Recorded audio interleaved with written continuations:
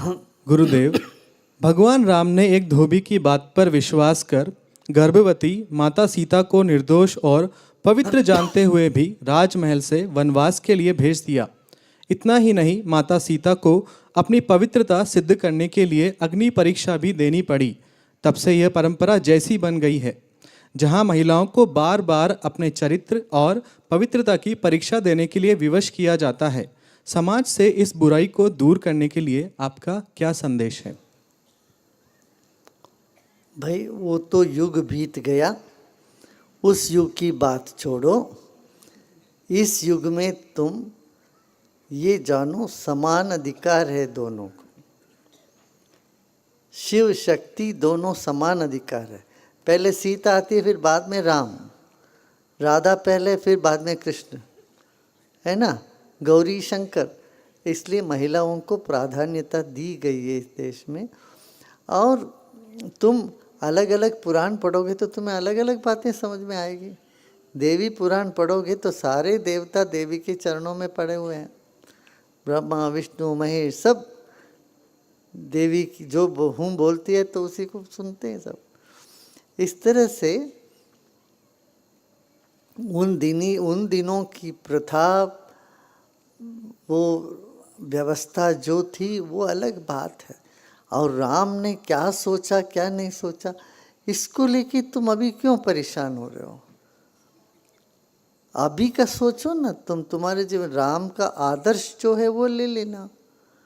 जो गुण तुमको नहीं दिखता है राम में, उसको छोड़ो। फिर भगवान कृष्ण में भी ऐसे ही बहुत सारे, उनमें दोष खोजने जाओगे तो बहुत मिलेगा। बलराम जी ने खुद बोला तुम्हारे ये दोष है। बहुत डांट फटकार कराई बलराम ने श्री कृष्ण जी को। ये इसलिए इन सब चीज़ों को हमें इनका सार लेना चाहिए। जब सनातन धर्म में श्री कृष्ण योगेश्वर है, सर्वोच्च श्रेष्ठ योगेश्वर है। और जैनियों में ये कहते हैं कि श्री कृष्ण को नरक में डाल दिया, अगले युग में फिर श्री कृष्ण पहले तीर्थंकर होंगे। ये तो जैनियों के राम महाभारत में है।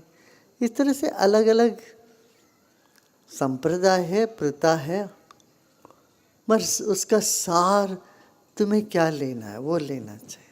अपने जीवन में क्या उपयोगी है इससे वो सीखना चाहिए, है ना। राम के जितने सारे गुण हैं वो देखो। शबरी के पास गए, शबरी के बेर खाए, केवट को गले लगाया। इस तरह से बहुत सारी गुण को भी तुम्हें देखना चाहिए। कुछ कुछ दोष है और वो दोष को ही देखते रहोगे ना, फिर कुछ चलेगा ही नहीं फिर।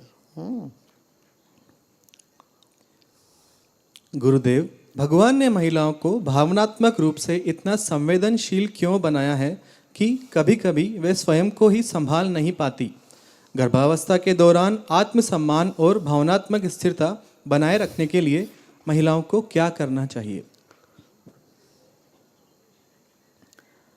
महिला भावनात्मक है वो अच्छी है, बात बुरी नहीं है। हाँ, भावना ही जीवन को चलाता है। भावना से ही तो बच्चे बड़े होते हैं। माँ, कल्पना करो माँ के बीच में कोई भावना नहीं है, वो भी रूखे सूखे खाना वाना बना के बच्चों को ऐसे स्कूल भेज के चुप रहती है, तो ये बॉन्डिंग नहीं है तो बात ही खत्म हो जाती है। वहाँ तो सारे परिवार को बांध के रखती है महिला, तो वो भावनात्मक तो होना ही पड़ेगा। और होना वो प्रकृति का गुण है, नियम है वो।